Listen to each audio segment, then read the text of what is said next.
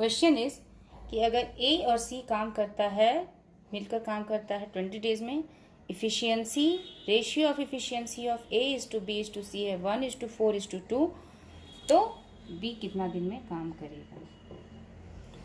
तो मेरे साथ तो ये होता है कि मैं जितने भी फार्मूला याद कर लूँ, जब एग्ज़ाम में जाती हूँ तो फार्मूला मैं भूल जाती हूँ, दिमाग को इतना फार्मूला नहीं याद रहता कि यहाँ ये जोड़ना है वो घटाना है। तो मैं जो भी करती हूँ वो समझ के करती हूँ। मुझे यही अप्रोच पसंद आता है जो दिमाग अच्छे से वर्क करता है उसमें। अब दूसरी बात है रिलेशन की। तो रिलेशन ये है कि वर्क और इफ़िशियंसी जो है एक दूसरे से इन्वर्सली प्रोपोर्शनल है। इस इन्वर्सली प्रोपोर्शनल का मतलब ये होता है कि अगर वर्क ज़्यादा है, अगर इफ़िशियंसी किसी की ज़्यादा है तो उसे वर्क करने में कम समय लगेगा, अगर किसी की इफ़िशियंसी कम है तो उसे वर्क करने में ज़्यादा समय लगेगा। क्योंकि कोई काम अगर जल्दी जल्दी कर रहा है तो उसकी इफ़िशियंसी ज़्यादा है, और इफ़िशियंसी अगर ज़्यादा है तो उसे वर्क करने में ऑब्वियसली वो जल्दी काम कर रहा है तो उसे कम समय लगेगा। और अगर किसी की इफ़िशियंसी कम है तो वो काम धीरे धीरे कर रहा है तो उसे काम करने में ज़्यादा समय लगेगा। इस रिलेशन को बोलते हैं इन्वर्सली प्रोपोर्शनल रिलेशन। और अब आते हैं हम लोग क्वेश्चन में, कॉन्सेप्ट पार्ट यहीं तक था। तो अगर a प्लस बी प्लस सी का इफ़िशियंसी है 1:4:2, तो इफ़िशियंसी का मतलब हम मान लेते हैं कि वो एक दिन में कितना काम करता है, इसका यूनिट हम मान लेते हैं।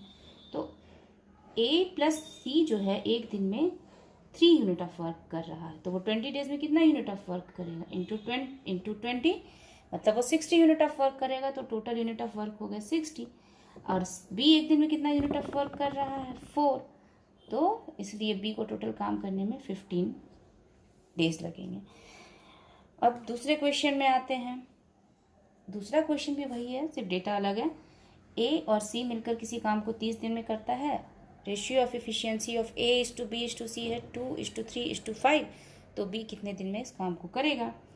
तो चूंकि ए और सी 30 डेज में काम करता है और ए और सी एक दिन में 7 यूनिट्स ऑफ वर्क करते हैं, तो टोटल वर्क कितना हो जाएगा, 30 × 7 = 210। और बी एक दिन में 3 यूनिट ऑफ वर्क करता है, तो बी को काम करने में 70 डेज लगेंगे।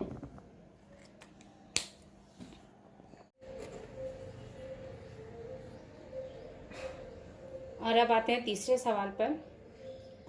अगर आपको मेरा ये चैनल और इसके कंटेंट अच्छे लगते हैं तो प्लीज़ मेरे चैनल को सब्सक्राइब कीजिए और एक लाइक तो कीजिए, ताकि मुझे पता चले कि आपको ये सीरीज़ अच्छा लग रहा है और मैं इसे आगे कंटिन्यू करूं। इसके अलावा अगर आप चाहते हैं कि मैं टाइम और वर्क के कॉन्सेप्ट पर भी एक क्लास लूं। A does 7/10 part of a work in 15 days. After that, he completes the remaining work in 4 days with the help of B. In how many days will A and B together do the same work? So, A does 7/10 part of work in 15 days.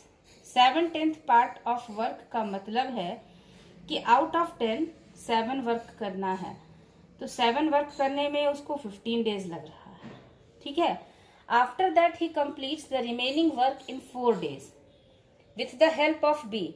उसके बाद वो 4 दिन में B के साथ मिलकर बचा हुआ काम करता है। अगर टोटल वर्क 10 है, 10 में 7 किया हुआ है तो वर्क बच गया 3 यूनिट्स। अब इस 3 यूनिट्स को करने में उसको और A और B को मिलके लग रहा है 4 days. In how many days will A and B together do the same work? तो अब पूरा वर्क जब करना होगा तो उसको कितना दिन लगेगा, 3 वर्क करने में 4 यूनिट लग रहा है, तो 10 यूनिट करने में उसको 4/3 × 10 which means 40/3, that is 13 1/3 days लगेगा।